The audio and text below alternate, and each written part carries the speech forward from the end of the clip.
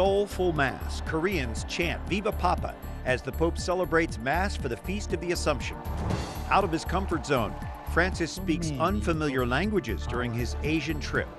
Redefining marriage, a Virginia County clerk challenges the issuing of marriage licenses to same-sex couples. And stay in the car as a young driver is buried. NASCAR's new rule to keep drivers safe. Those stories and more on EWTN News Nightly for Friday, August 15th, 2014.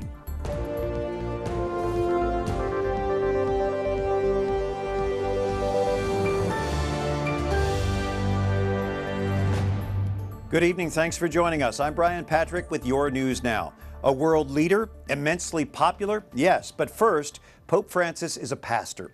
His priesthood taking center stage today as the Holy Father celebrated an open-air Mass on this Feast of the Assumption.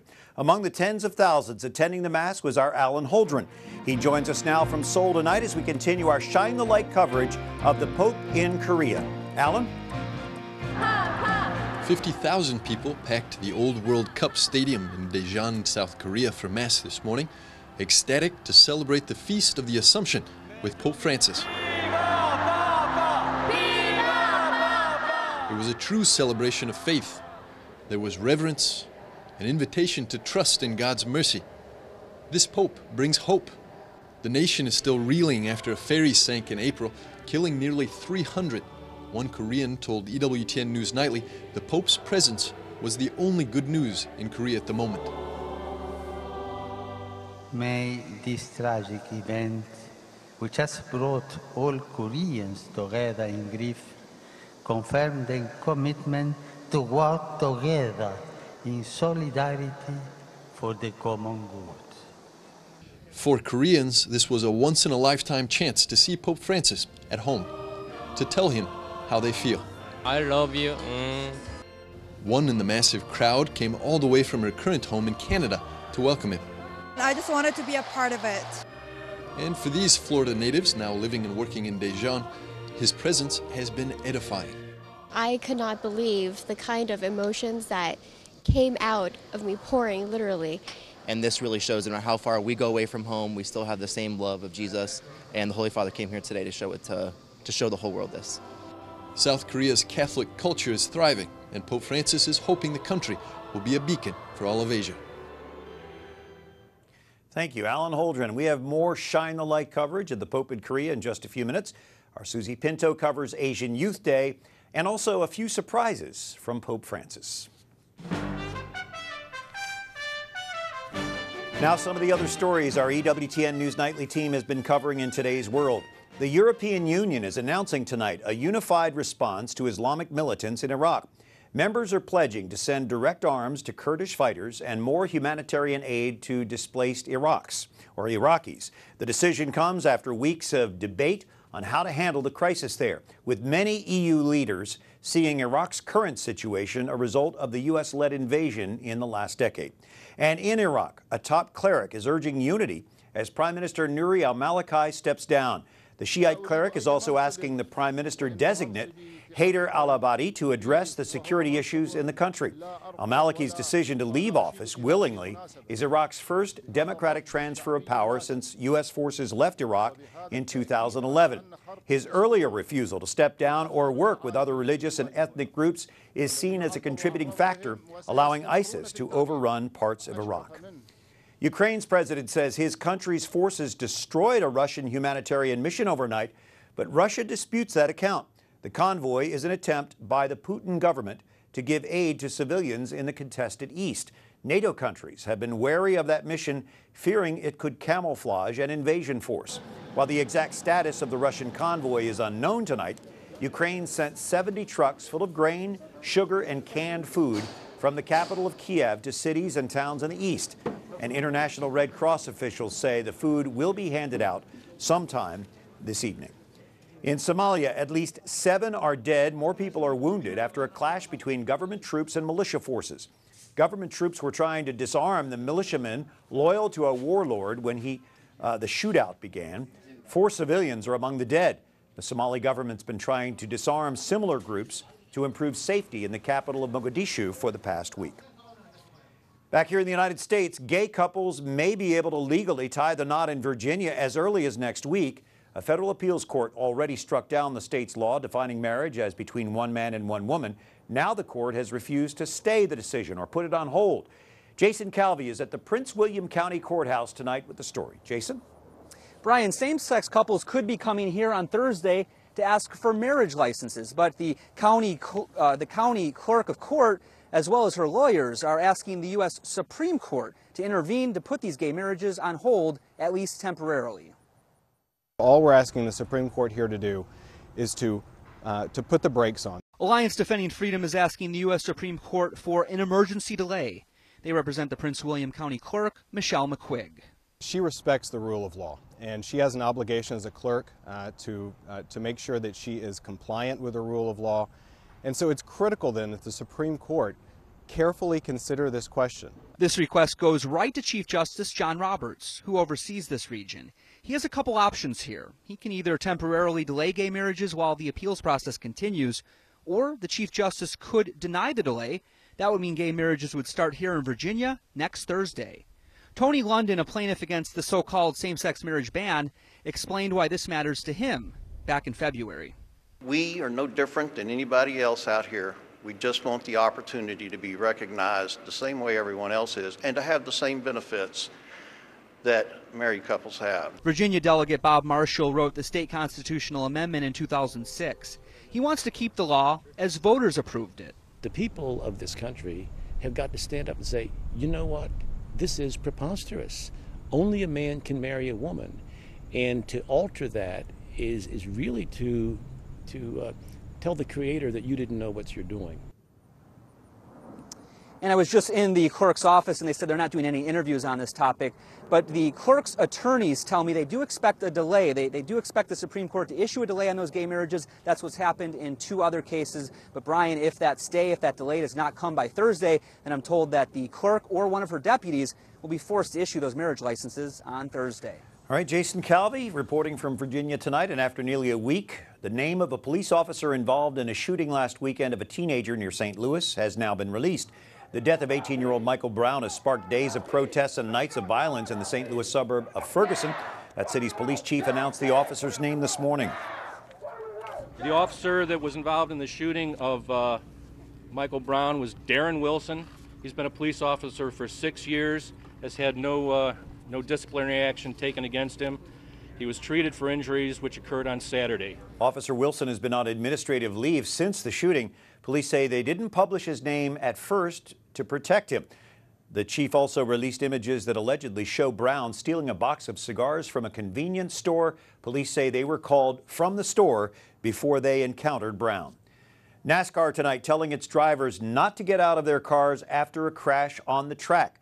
Race officials say the rule has always been there, but a decision announced today formalizes this practice. It comes within a week of NASCAR star Tony Stewart striking a driver in a sprint car event after a collision.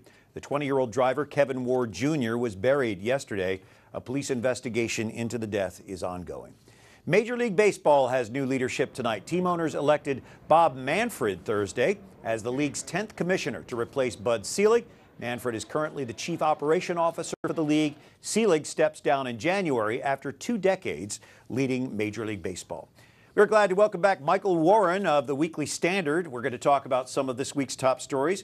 Michael, the violent protests in Ferguson have drawn a lot of attention. We've even had reports of journalists being arrested.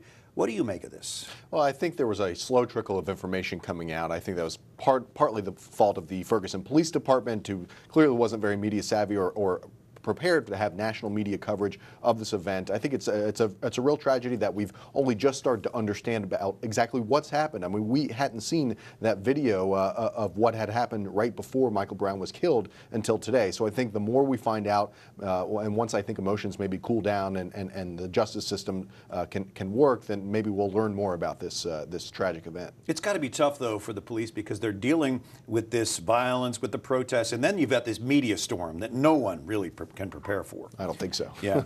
Let's turn to international news. Nouri al-Maliki is stepping down as the Prime Minister of Iraq. What does that mean for Iraq? Well, I'm reminded of the phrase, meet the new boss, same as the old boss. I think there's a lot of fear in Iraq and observers of Iraq that Maliki's successor, he's from the same political faction within Iraq, may not be much change coming from Baghdad. And of course, none of this really has much to do with what's going on in the north, which is really in control of ISIS and a fight between that terrorist organization and Kurdish forces there. I think a lot more will depend on what Western nations do, including the United States, than necessarily who's in charge in Baghdad, at least in this immediate moment. Farther down the road, of course, that may be different. Well, let's talk about what the United States is doing or not. Hillary Clinton, the former Secretary of State, even criticized her old boss this week in an article in Atlantic magazine. She talked about his foreign policy focusing on avoiding mistakes. Basically, he said, don't do stupid things. So this is a quote from her in that article. Great nations need organizing principles, and don't do stupid stuff is not an organizing principle. I got a kick out of that. Well, yeah, and I think that may have a little more to do with 2016 politics than particularly foreign policy. I mean, it is interesting that Hillary Clinton wasn't speaking that way about Barack Obama's foreign policy 2 years ago when she was leaving office. In fact, they did that side-by-side interview together, and they praised each other. So I think she's got her finger in the wind looking ahead to 2016 and realizing that President Obama's foreign policy is not as popular as it was 2, 3, 4 years ago. And she's looking ahead, not behind. Well, I heard they shared a little hug at a party in Martha's Vineyard over the during the course of the week. Maybe they've made up. Who knows? Maybe. We'll see. Yeah. Do you think she's going to end up running for president? I think all signs point to that. This book tour over the past several months of the summer is pretty much a setup for a presidential run in 2016, and she doesn't seem to have, right now at least, any real challengers for the Democratic nomination. We'll have you back on Labor Day when the official fall election season kicks off. We'll talk more about the elections. Thanks, Michael Warren. Thanks, Brian. Coming up, a simple ride. The Pope sends a message on wheels. And what's your assumption IQ? Mark Irons has questions and answers on today's solemnity.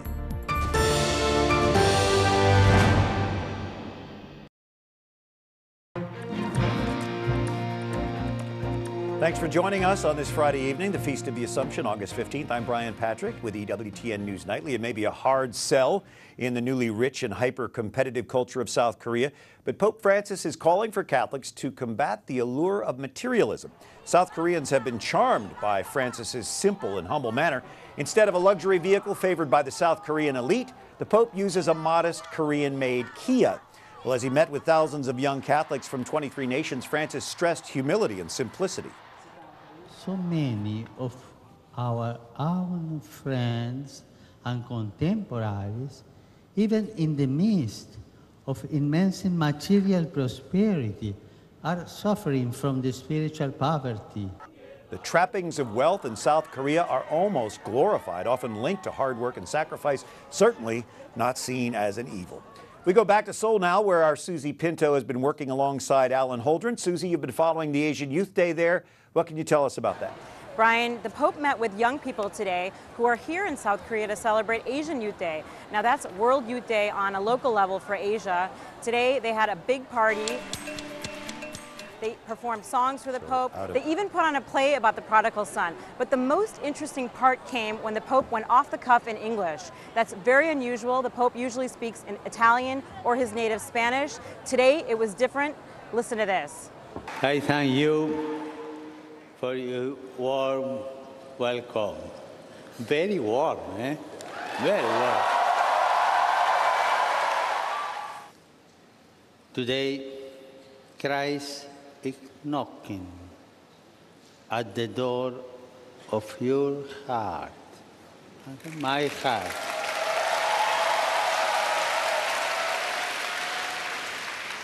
He calls you and me to rise, to be wide awake and alert, and to see the things in the life that really matter. And He strengthens you constantly by His presence in the Eucharist, so that you can be His witnesses before the world. Are you ready to say yes? Are you ready?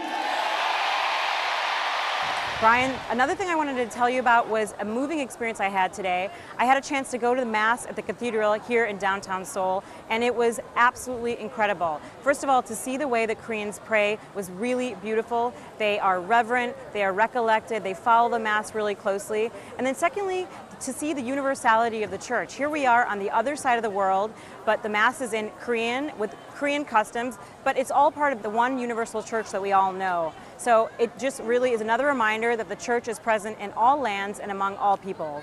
All right. Brian, on Monday we'll have more of this historic trip of the Pope. Don't forget to join us. We'll be back here with Alan and the rest of the crew. For now, I'm going to send it back to you in Washington. Beautiful. Thank you, Susie. Emily Duffy with Catholic Information Center and Time Magazine's Elizabeth Dias joining us here.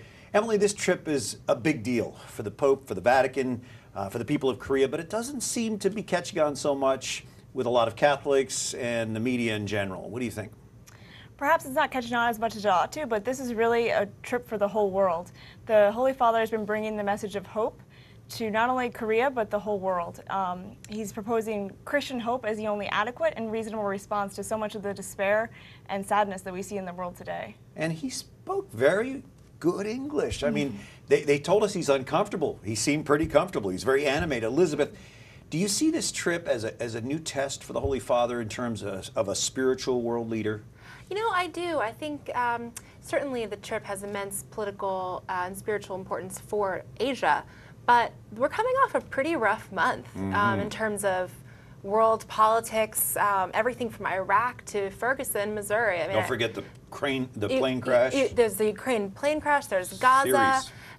So I think, you know, the joy that Pope Francis has brought in the last year and a half since he's been in this high seat is being tested. You know, people. I'm sort of wondering. I think people are saying, you know, Francis, what you got for me?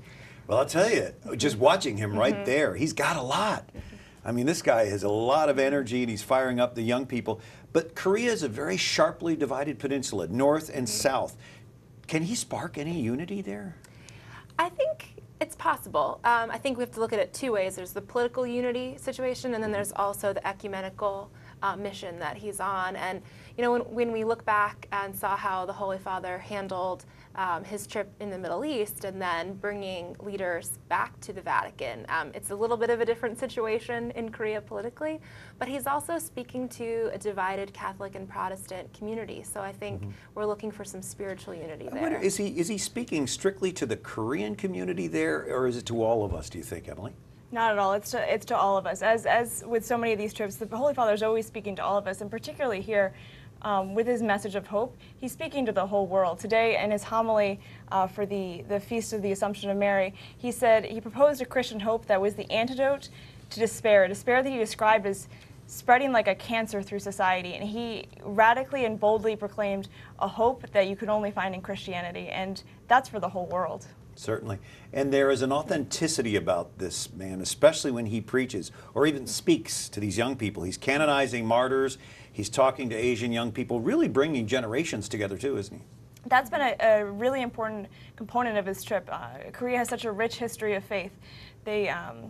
Christianity was originally brought there by lay people several centuries ago, and many of them, for the first several centuries of their existence, they were persecuted and martyred. Tomorrow he's going to be beatifying 124 martyrs, and he's been reminding the young people in what's called Asian Youth Day, their 6th Asian Youth Day, that the glory of the martyrs shines on them, and he's constantly reminding them that the memory of their ancestors should be provoking them to live their faith more deeply today. All right, Emily Duffy and Elizabeth Dias, thank you for joining us. We appreciate you very much. Thanks so much. And you mentioned the Assumption of Mary as we celebrate this feast day. Our Mark Irons quizzed a few people about this solemnity.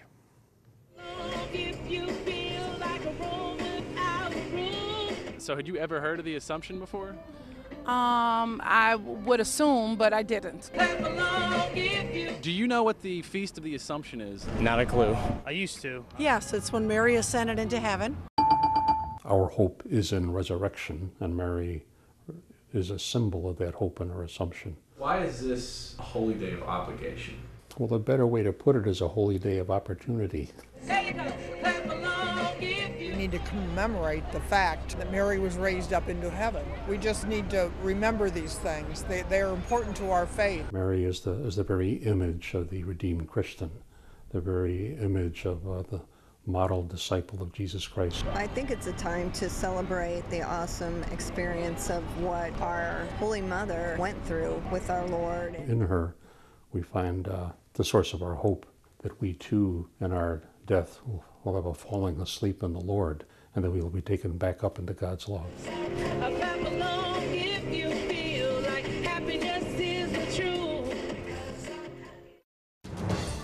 Up next, following the Pope, how the Holy Father's message in Korea is trending on Twitter.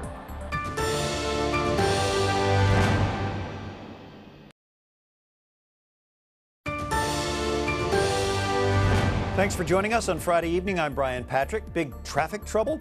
We'll try a tiny car, so tiny it only has 3 wheels. Meet the Elio. It's produced by a new Phoenix-based company that says the small machine delivers more than 80 miles per gallon on the highway, has 2 seats, 1 forward, 1 rear, like a fighter plane, and the company's founder says drivers will love this 3-wheel setup.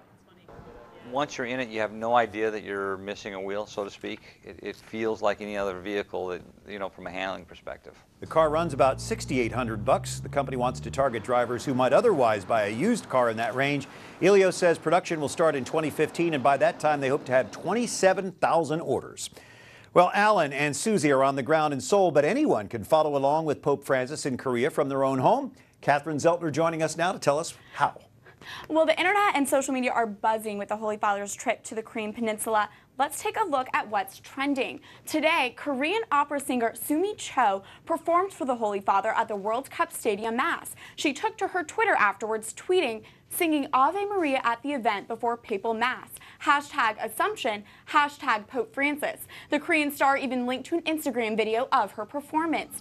In fact, many well-known Korean names are outspoken Catholics, including Korean pop or K-pop stars. Now, we showed you this video back in July, but it's trending online, and we'd like to show it to you again. This is the official song for Pope Francis's trip, named Koinonia, or Communion. This music video features 36 Korean celebrities, including a lot of those pop stars. Take a look at them praying in this beautiful video. Pope Francis, really popular with these K-pop stars, a lot of people even calling him the K-Pope.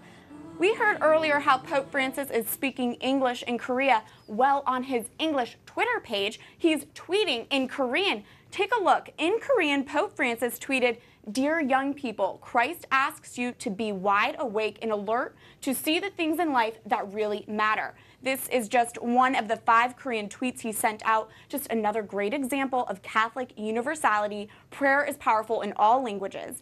It's interesting to note, though, the Holy Father's not only tweeting about Korea, he is standing firm against Christian persecution in Iraq, tweeting earlier today, "My heart bleeds, especially when I think of the children in Iraq.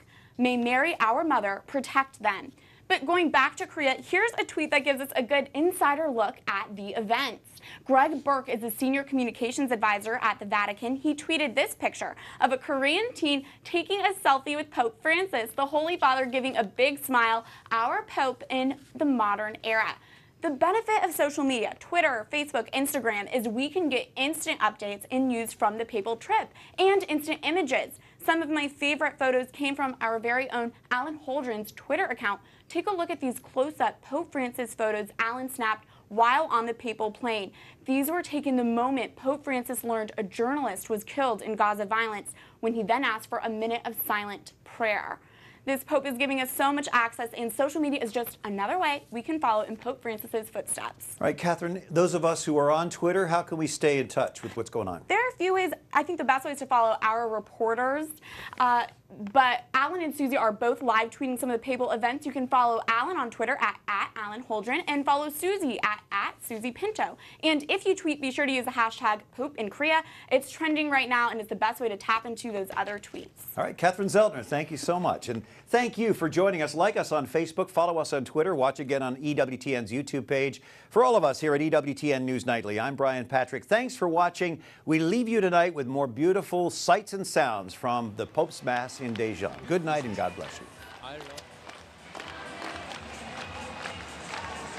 Yeah.